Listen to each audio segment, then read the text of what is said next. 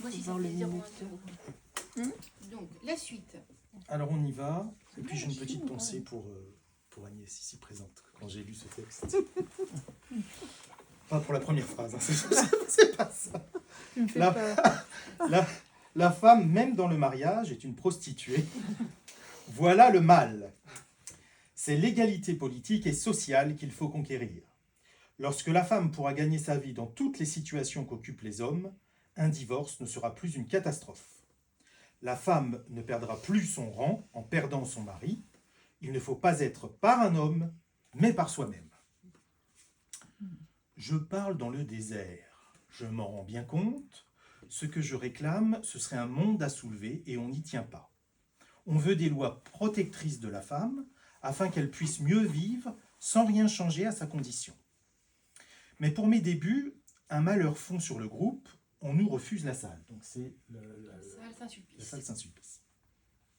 Pour donner de la vie aux réunions, je cherchais des conférenciers parmi les jeunes de la politique. Monsieur Bokanowski, qui devint ministre, a parlé à la solidarité. De jeunes avocats venaient traiter de la femme devant le code civil. Un jour, un prêtre, qui est assidu à nos réunions, me demande de faire une conférence sur féminisme et religion. Certes, je suis athée et anticlérical. Néanmoins, je ne crois pas devoir refuser à un prêtre, parce que tel, de faire une conférence. S'il peut amener un féminisme, même timoré, quelques femmes catholiques, ce sera toujours autant. La conférence a lieu. L'abbé parle de la Vierge Marie, qu'on adore presque à l'égal de Dieu. Le catholicisme n'est donc pas l'adversaire de la femme. Dans les religions, il y a tout et on peut en tirer ce que l'on veut. La paix ou la guerre, la liberté ou le despotisme.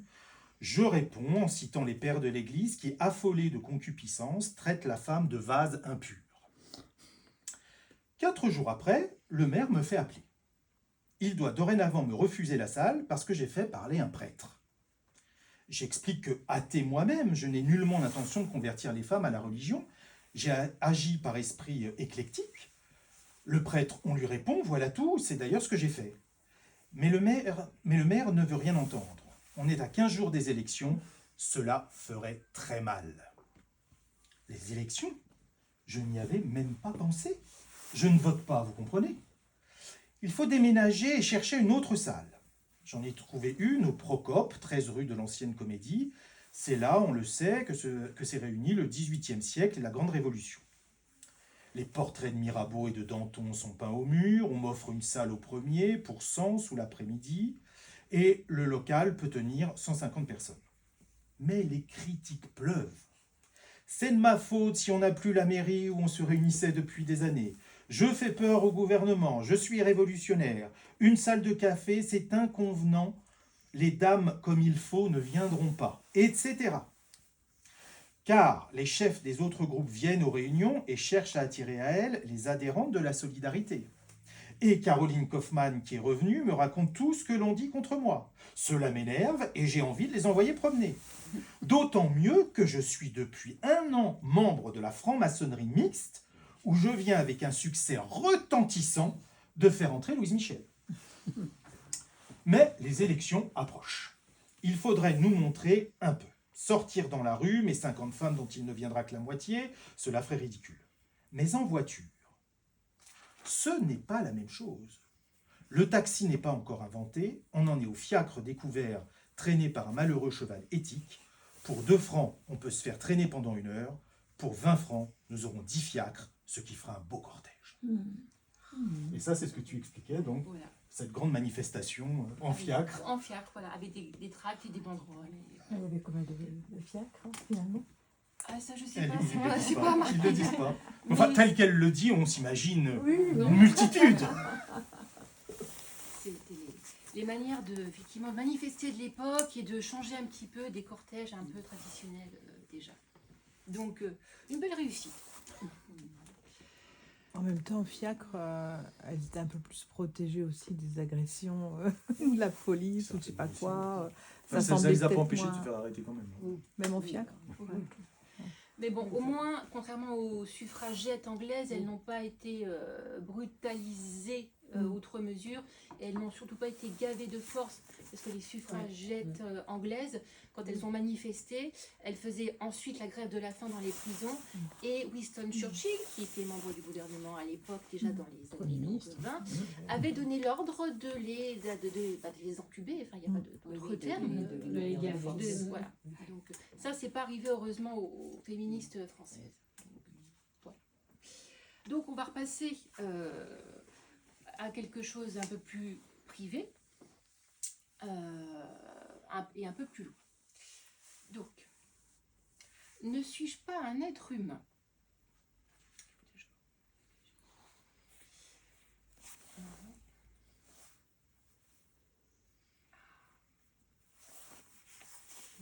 Machine qui ronfle, ne... Au moins, elle bouge pas. elle bouge pas. Qu'elle mais ronfle. c'est vrai qu'elle... Oui, pardon, j'ai retrouvé ma ligne. Ne suis-je pas un être humain? Ai-je besoin, en exposant des idées, d'évoquer l'alcôve par mon aspect extérieur? Je défendais le féminisme comme une question de justice, le droit pour la femme d'être traitée en égale. On me reproche de n'être pas socialiste. À chaque instant, la section me cherche noise à propos de la solidarité des femmes, où je fais, paraît-il, de la collaboration de classe. Avec cela que le parti socialiste n'en fait pas de la collaboration de classe, au Parlement et ailleurs. Mes manifestations en France, les oriflammes donc, qui portent la femme doit voter, dénotent un excentrisme que le parti voit d'un mauvais œil. Tout de même, je puis aller au congrès socialiste. On me nomme même secrétaire de séance. Ce sont là des honneurs anodins que le parti fait volontiers aux personnes du sexe. Mais ce n'est qu'une sorte de galanterie sans consistance. La question arrive tout à la fin. Je pensais même qu'elle ne serait pas discutée tant on y attache peu d'importance. Lorsqu'on me donne la parole, les 3/4 des assistants quittent la salle afin de montrer le mépris qu'ils ont à la fois pour le sujet traité et pour ma chétive personne. Ma motion est adoptée à l'unanimité moins quelques voix, donc la motion sur le droit de vote des femmes. Mais derrière moi, un congressiste, sans doute pour me faire plaisir, articule. Vous savez, on vote votre motion parce que le vote des femmes n'a aucune chance d'aboutir. S'il en avait, vous verriez les oppositions. J'ai pu réaliser un vieux rêve. Je m'habille en homme et je vais ainsi vêtue à la CAP, la commission de l'assistance administrative parlementaire, dont je suis membre. On voit d'ici quel tollé. Un camarade a fait de moi un dessin qui me représente faisant à Berlin un trottoir pédérastique. Un amateur à casque à pointe me suit aguiché par mon sex appeal postérieur. Comme légende, et voilà pourquoi Madeleine. Cette brute, évidemment, ne pense qu'à son sexe et il croit que si Madeleine s'habille en homme, ce ne peut être que dans un but libidineux. Une fois dans une réunion, on ne m'a pas reconnue et prise pour un mouchard. Mais tout de même, il y en a un qui a compris. Cela au moins, me dit-il, c'est l'égalité. Je ne puis adopter le costume masculin définitivement. Ma profession est incompatible avec ces libertés. D'autant que je n'ai que peu de clients de relation. La plupart de mes clients viennent par hasard et il est difficile, lorsqu'ils arrivent avec en tête le souci de leur santé, de leur faire un discours sur l'affranchissement de la femme. Et puis cela ne me va pas tout à fait. Je suis petite et grosse, il faut dissimuler, contrefaire ma voix. Dans la rue, je dois marcher vite pour passer inaperçue. Mais je suis délivrée des suiveurs. Dans la rue, quand arrivait le soir, une femme encore jeune était accostée à chaque pas. Je suis passée à l'hervéisme, qui est l'extrême gauche du parti. Je trouve les autres fractions trop modérées, trop électorales.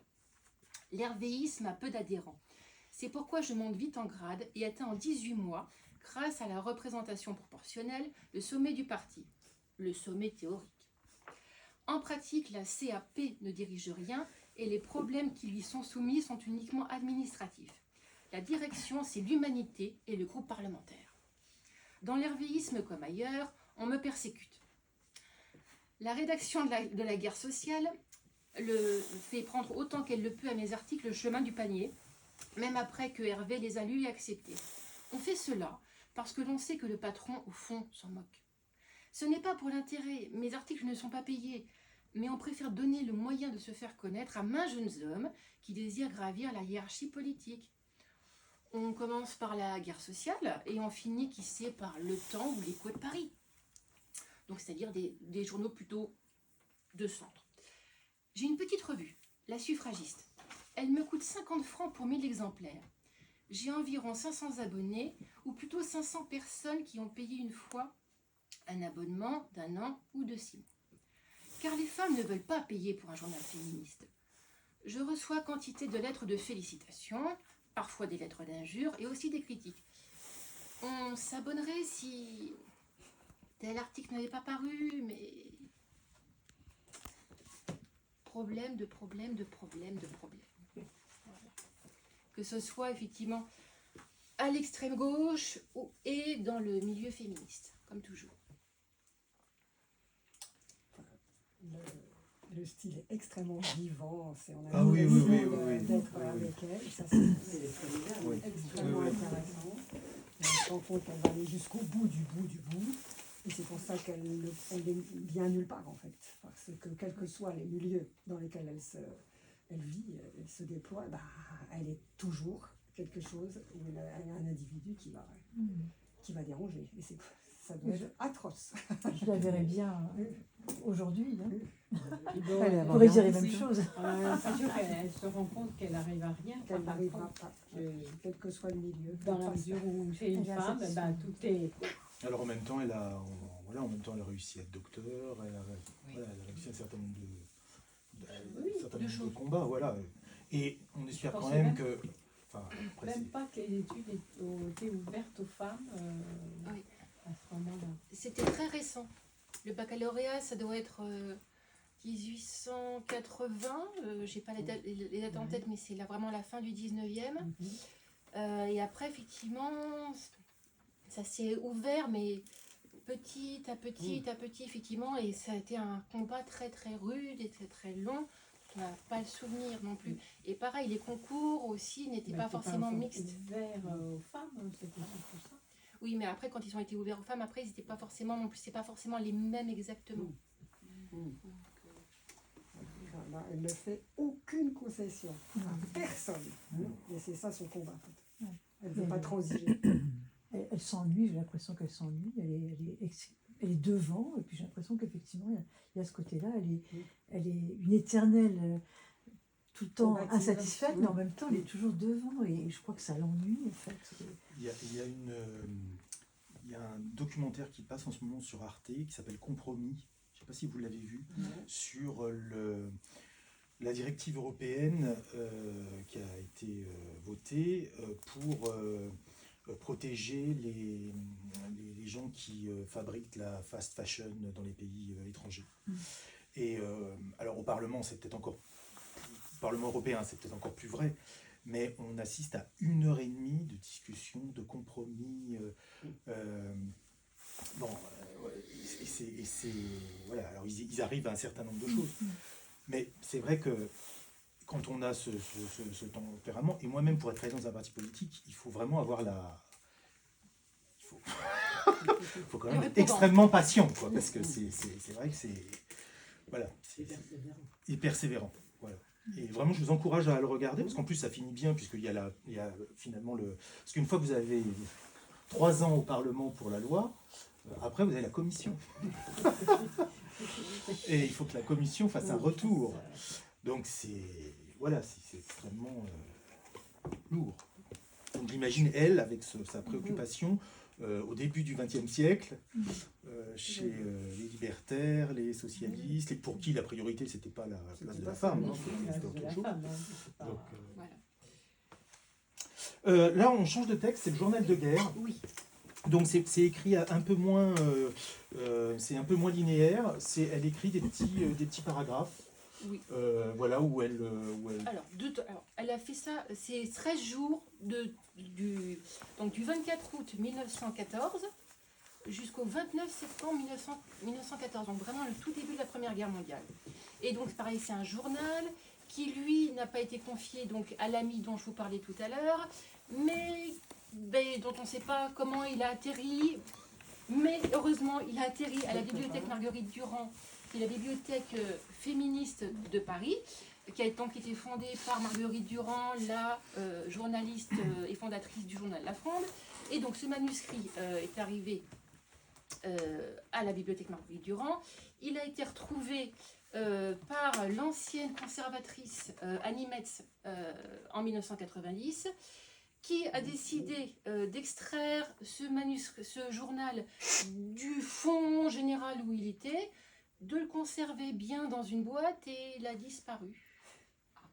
Heureusement, Christine Barbe dit bien que il y a eu une retranscription avant qu'on avait été faite à la machine à écrire, et c'est ce tapuscrit qu'on a aujourd'hui, heureusement. Alors, ce qui est rigolo dans ce livre-là, c'est que les préfaces, les postfaces, les notes sont aussi intéressantes que ce qui... Que le C'est texte. vraiment Ouais. toute une partie de l'histoire du féminisme. C'est ça. Donc on est le 24 août 1914. La guerre mondiale suscite le patriotisme. Tout le monde se passionne pour les événements, on ne parle que d'eux. Les femmes elles-mêmes n'en ignorent rien et en parlent tout comme les hommes. Mais en général, les mauvais sentiments sont suscités beaucoup plus que les bons. Mademoiselle Ollier, une vieille féministe, personne bien inoffensive et sourde par surcroît, a été enjointe par le maire du village de Sens, où elle a une petite propriété, de s'abstenir de toute manifestation parce qu'on est en guerre. Comme elle a passé plusieurs années en Amérique et qu'elle a un vague air britannique, cela a suffi pour qu'on en fasse une allemande et qu'on l'inquiète. À Nancy, mon air masculin a suffi pour qu'une foule de plus de 2000 personnes se rassemble, hurlant autour de moi. Une vieille femme m'a saisi violemment par ma jaquette. Je n'ai dû mon salut qu'en montant dans l'auto d'un officier. Le lendemain, il a suffi que je parle à des adultes dans un tramway pour qu'un gendarme m'arrête, me suspectant d'espionnage. Mes papiers en règle que je lui ai montrés ne l'ont qu'à demi convaincu. « Mais cependant, vous avez les cheveux coupés, a-t-il dit. « Pourquoi ? Ô liberté individuelle, où es-tu » Il a fallu que je lui offre de m'accompagner au commandant de la place où j'allais pour le convaincre. Une femme élégante, toute menue, dit à son mari dans mon wagon qu'il faudrait tuer les prisonniers allemands. Dans le cabinet du préfet de Meurthe-et-Moselle, un visiteur bien mis et ganté, à qui l'on parle d'un officier qui a été tué sur son cheval, dit qu'il est préférable que l'homme soit tué que le cheval. Sans doute que les chevaux sont plus difficiles à remplacer que les hommes, la vie humaine ne compte pas. Mon collègue, un cadre moyen, m'explique sa psychologie. Ma femme est très malade, mais je n'y pense pas. Cela m'est égal. Je suis coupé de chez moi, je n'existe plus. Je ne suis qu'un numéro dont on peut faire ce que l'on voudra. Madame Durand a fait reparaître la Fronde. Elle est aussi peu féministe que possible. Elle fait faire des brassières pour les enfants pauvres. Les pauvres sont secourus, mais la plaie, c'est le chômage. J'ai reçu 400 lettres de demande de travail et pas une seule offre. La Croix-Rouge cléricale, avec un dévouement fait surtout d'ostentation. J'y suis reçu à peu près comme un chien dans un jeu de quilles parce que je n'ai pas mon auto et mon valet de chambre. Les dévouements s'offrent en nombre beaucoup trop grand. Toutes les femmes riches ou de la classe moyenne veulent être infirmières. Il y a aussi une masse d'hommes dont elle ne sait que faire. Toutes les œuvres font travailler les ouvrières à très bas prix. 20 sous par jour, parfois pas d'argent, seulement le repas le midi. 25 août. Je prends mélancolique un café devant la gare du Nord. Un pneu éclate avec un bruit d'artillerie. Cela me fait penser à des pétards que j'ai achetés le 14 juillet dernier. Madame R et ses locataires avaient trouvé stupide cet achat de pétards. Naturellement, ce sont elles qui étaient stupides. Je voulais ressaisir une impression de ma petite enfance. Je suis si malheureuse que je recherche les joies fugitives du passé. On faisait partir beaucoup de pétards dans les premiers 14 juillet. Lorsque le pétard éclatait, on criait « Vive la République !» La République m'apparaissait alors comme quelque chose de très beau et de très fort qui éclatait comme une détonation. Mais pétard à la main, je pense combien est vain le fantôme après lequel je cours. Elle n'éclate plus. Elle n'éclatera plus jamais, la République. Des messieurs très sages, très terre-à-terre, l'incarnent, qui ne songent qu'à gagner le plus possible d'argent pour des dîners, des autos, des femmes stupides. Mais si elle détonne, la République, et fortement, c'est le canon là-bas à Charleroi, comme je l'ai entendu à Nancy. Mais la sensation de ma petite enfance ne se réveille plus. Vive la République, bam, bam! Ce n'est pas grand, c'est triste, très triste, Cela veut dire qu'on peut être tué, et après ne plus être, ô terreur. Donner de mon sang, beaucoup de mon sang, cela me serait égal.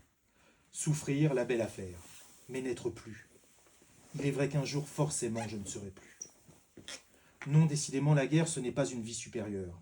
Il est vrai que je la vis dans une chambre de Paris où j'attends quelque chose qui a bien des chances de ne pas venir. Il faudrait pour que ce soit une vie supérieure en être un des grands acteurs, et ce ne sera jamais. Je suis pauvre et je suis femme, hélas. Ça, c'est un très beau texte, moi je trouve. Là, c'est un autre versant de sa personnalité, où on est plus dans l'intime. Je trouve que c'est assez... merci d'avoir choisi. Les textes ont été choisis par Tiphaine. Pardon. Oui, et là, elle est vraiment donc, sur le front, dans le nord de la France. 12 septembre, donc 1914. Décidément non, la guerre ne renforce pas la solidarité, elle renforce l'égoïsme. La population parisienne est bonne pour les soldats. Des gens en auto leur offrent une place alors qu'en temps ordinaire, ils filent plein de superbes. Mais c'est la peur tout simplement qui les fait agir. Les soldats sont les défenseurs contre les éventuelles fusillades des Prussiens triomphants, alors on les soigne. Les commerçants, d'ordinaire aimables par profession, sont d'une impolitesse inouïe. Ils refuseraient presque de vendre. Évidemment, ils sentent leurs gains instables et ne les soignent plus autant. La plupart des boutiques sont fermées, on a l'impression dans les rues d'une perpétuelle demi-fête. 16 septembre. Partie à Meaux. Pont à Lagny sauté. Le pont de fer est coupé en S, comme avec un couteau. On passe sur un pont de bateau. À Meaux, presque personne. Trouver chambre dans petit hôtel, bien contente. Peur. Les habitants sont encore affolés, leur voix est saccadée. Courageuse servante d'auberge qui raconte tranquillement comment un obus a éclaté près d'elle. Ce courage des gens simples. Fait pour bonne part d'incompréhension du danger. Vareb, je traverse un bois ravagé par la bataille, troncs d'arbres coupés en deux par les obus, branches jonchant le sol. Plus loin, les morts enterrés le long de la route. Il fait nuit. Je me promène sur le champ de bataille à la recherche d'un morceau d'obus. J'enjambe les tombes. Tout à coup, je suis remuée. J'ai une seconde de peur bête. Mais la raison vient. Si on remue, c'est qu'on n'est pas mort. Il faut alors essayer de tirer de là d'enterrer vivant. J'attends, mais plus rien. Une bête sans doute venue à la curée. Le lendemain, Barcy, après une dizaine de kilomètres, vaste plateau, ciel gris. Il vient de pleuvoir. Au loin, se détachant sur le ciel, troupe de capuchons pointus, les hommes portent quelque chose au bout d'un bâton. Je m'approche, ces quelque chose sont des pelles et les hommes sont des fossoyeurs lugubres. 20 septembre. Senlis. Toute une rue brûlée. Les maisons réduites aux 4 murs, parfois un tas de pierres. Il y a encore des cadavres. Une marchande de bière où je vais me désaltérer raconte en pleurant les pillages de sa maison. Les Français, dit-elle, lui ont fait autant que les Allemands. Ils avaient déposé leurs ordures dans les coins. Elle me montre une chambre bouleversée. Il y a un matelas par terre. En s'en allant, on serre la main à la négociante, à la queue leu, on dirait un enterrement. De Senlis à Crépy en Valois bicyclette, trace du passage des Allemands, carton ayant dû contenir des chemises, des bris de capote, linge à pansement, boîte de conserve, bouteilles. Je suis seule dans la vaste plaine. Tout à coup, au-dessus de moi, vrou, vrou, je regarde. Avion allemand. Frousse intense. Que diable suis-je allé faire dans cette galère? Oui, mais si je reste chez moi, je ne verrai rien. Tout de même, s'il me jette une bombe, ma vie est finie, ici. Eh bien, zut, tant pis. Il n'y a rien à faire, pas de masure, je ne puis me cacher. Il y a bien un arbre, mais cela ne me servirait à rien. Après tout, il va me dédaigner. C'est rien, une pauvre souris comme moi ne vaut pas une bombe. Il me dédaigne en effet et s'en va. Je respire. Dans le train, un soldat, peut-être anarchiste. Il raconte qu'il a été blessé et aguerri. On veut l'envoyer de nouveau au feu. Il ne marchera pas. Ils sont 50, dit-il dans son cas. Il n'y a pas de justice. Certains ne vont jamais au feu. Pourquoi? Il parle des gradés. Ils ne sont pas plus que nous, dit-il. Ils travaillent de tête, dit-on. Ils sont comme des artichauts alors. Il dit que s'il marche, c'est uniquement parce qu'il ne veut pas que les Prussiens soient en France, mais qu'après, si on ne donne pas des conditions de travail meilleures, on la fera la guerre, il veut dire la révolution. Cet homme exprime en partie mes idées, mais il me dégoûte. Il a l'air d'une fripouille qui se part de théories pour masquer ses bas instincts. Le wagon, naturellement, est silencieux. C'est en 2e classe. Il est rempli de petits commerçants à la situation prospère. Ils sont choqués de la tiédeur patriotique de ce soldat. Infanterie coloniale. Voilà quelques aperçus de la guerre par Madeleine Pelletier. Et puis pour finir, donc Voilà. des petits textes plus courts, mais alors vraiment d'actualité, qui ont été écrits en 1923. Oui, Je crois que tu les as choisis parce qu'ils étaient vraiment. Ils recoupent des débats qu'on a Actuellement. actuellement. tout à fait. Si j'ai bien compris, excusez-moi, Oui. moi j'ai dit ça. Hein, c'est ça. Non, on fait un paragraphe chaque. Ah d'accord. Ok. Il y Vous a avez une pas sorte bien de compris. renversement maintenant, c'est la femme qui. Hein, Plein de Faudra fois. vous y faire. Hein. je commence, tu y vas Oui. Quelqu'un juste. Non, mais Alors, les lois écrites ou coutumières qui règlent l'amour ne réglementent au fond que la possession des femmes. La civilisation, adoucissant les mœurs, a proscrit la violence des rapports sexuels. Les femmes, au lieu d'être violées au hasard des rencontres, sont attribuées chacune à un homme déterminé. Les noms divers de la femme, suivant qu'elle est ou non en puissance d'homme, sont les vestiges de cette conception qui sont encore très vivantes dans nos mœurs. Mademoiselle, madame, madame veuve, étiquette à coller sur chacune pour renseigner les hommes. Les tribunaux qui conservent les archaïsmes disent encore fille une telle, épouse une telle, veuve une telle, expression plus rabaissante encore. cependant, la femme est un être humain. Force a donc été de se conduire avec elle autrement qu'avec les animaux et les choses. Aussi trouve-t-on chez tous les peuples une morale spéciale à l'usage des femmes qui a pour objet d'asservir leur sexualité. Tant que la civilisation reste rudimentaire, cette morale est dans la religion qui, on le sait, est une somme et comprend toutes les connaissances humaines. Chez beaucoup de peuples, l'homme tient à la virginité. Les jeunes filles ont donc le devoir de se garder jusqu'au mariage. Il tient à être l'unique propriétaire de la femme. L'épouse a donc le devoir de fidélité. Quant aux veuves, le respect pour la mémoire de leur maître doit être tel que presque partout, on considère qu'elles doivent rester chastes. Dans les classes cultivées des peuples civilisés, le sort de la femme s'améliore encore. Le chef de ménage sent plus ou moins ce que son autorité a de conventionnel et d'injuste. Il comprend que sa compagne n'est pas du tout une bête de plaisir, mais un être intelligent comme lui. Mais les hommes qui rendent ainsi pleine justice à la femme sont rares. Il est humain de tenir à une situation privilégiée, alors même qu'elle est injustement acquise. La raison, au lieu de mettre chaque chose à sa place, vient à la rescousse du sentiment et de l'intérêt. Elle trouve des prétextes à endormir les scrupules. L'homme se dit que les choses sont sans doute bien comme elles sont.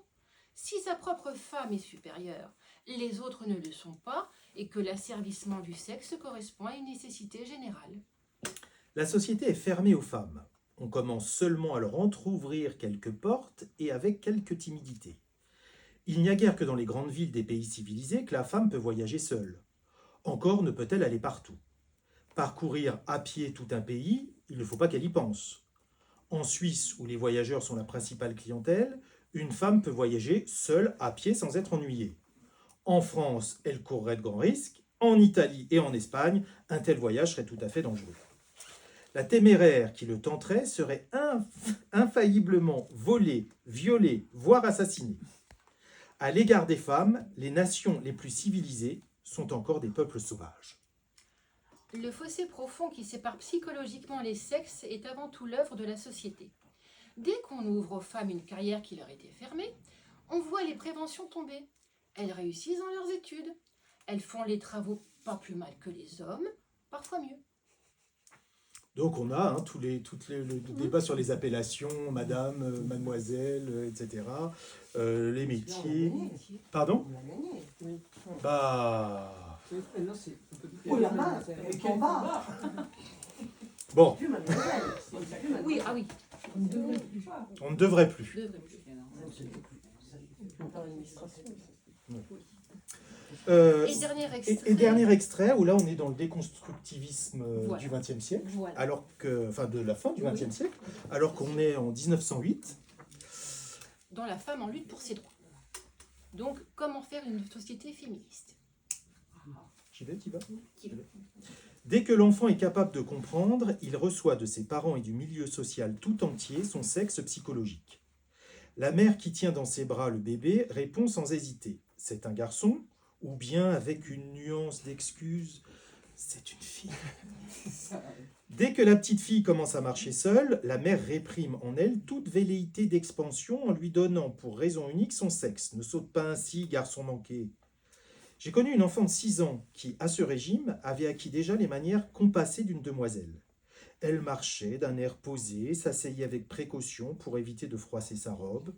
De sa sœur, un bébé de 18 mois qui, couché sur un tapis, s'amusait à lever les jambes sans aucune retenue. Elle disait « Germaine, voyez-vous, ce n'est pas une fille, c'est un vrai garçon. » Aussi, dès qu'il a 6 ou 7 ans, le jeune garçon est-il déjà convaincu de la supériorité de son sexe?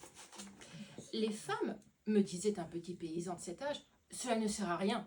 Ce sont les hommes qui gagnent l'argent. À la sortie des écoles primaires, le plus grand bonheur des écoliers est d'injurier et de frapper les écolières de l'institution voisine. « Sale quille !» leur crie-t-il, en faisant passer dans cette injure tout le mépris qu'ils ont de ceux qui portent jupons. Et ils courent à elles les poings tendus. Les filles en général ne se défendent ni ne répliquent. Elles s'enfuient peureusement, ce sont déjà des femmes. Sur le pensionnat et le couvent, le lycée de jeunes filles, de création relativement récente, a été un progrès, mais combien timide. Dans les leçons de pédagogie qu'il professait en Sorbonne aux futurs professeurs femmes de ces lycées de filles, M. Marion déclarait que l'idée fondamentale de l'enseignement secondaire féminin, idée directrice qui ne devait jamais perdre de vue les maîtresses, c'était qu'il ne menait à rien. Je sais, continuait-il, que certaines de nos élèves, à la fin de leurs études, entrent à la faculté. Nous ne les blâmons pas, certes, mais nous n'avons pas à les y suivre. Alors, préconisation de Malène Pelletier quand même. Dans la société vers laquelle nous marchons, je l'espère, la femme pourra, si elle le désire. Alors, première proposition, renoncer à l'amour. Deuxième proposition, s'adonner au plaisir de l'amour et ne pas avoir d'enfants. Troisième proposition, avoir des enfants et se décharger sur la société du soin de les élever. Quatrième proposition, avoir des enfants et les élever. Longtemps encore, après qu'on aura fait des citoyennes, les femmes continueront de se marier et d'enfanter dans des conditions actuelles. Leur esprit s'élargira un peu, elles s'intéresseront plus qu'aujourd'hui à la vie sociale. Dans les carrières libérales, le nombre des femmes ira en augmentant. Dans les professions manuelles, leur salaire se rapprochera de celui des hommes. Les maris perdront un peu de leur morgue autoritaire. Les épouses gagneront en intelligence et en caractère. Mais il ne faut pas oublier que si nous allons vers le féminisme, nous allons aussi vers le socialisme. Pense-t-on que la révolution, pacifique ou violente, qui aura socialisé le laboratoire, le bureau et l'atelier, ne socialisera pas le ménage? Toutes les transformations que nous avons esquissées, ce sera le socialisme qui les réalisera, il faut l'espérer, et il le fera pour le plus grand bonheur de l'un comme de l'autre sexe. Je vous remercie. Alors ça date de 1908. Elle n'était plus tout à fait d'accord après sur ce dernier, sur ce dernier point. Voilà, donc c'est une femme... moi, je suis